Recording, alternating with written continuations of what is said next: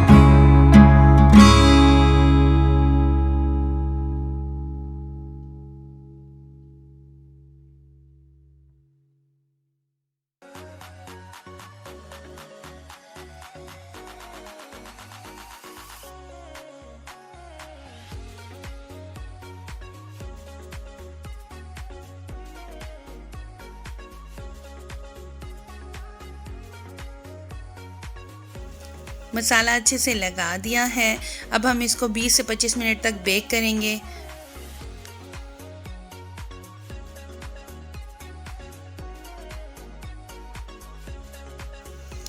यहाँ पे चावल बिल्कुल रेडी हो चुके हैं, दम से निकाल लिया है हमने इसको, और 20 से 25 मिनट के बाद चिकन भी रेडी हो चुका है।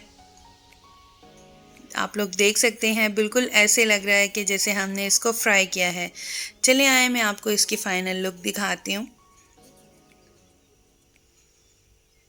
ये है जी चिकन मंदी की फ़ाइनल लुक। उम्मीद करती हूँ कि आपको मेरी ये रेसिपी अच्छी लगेगी।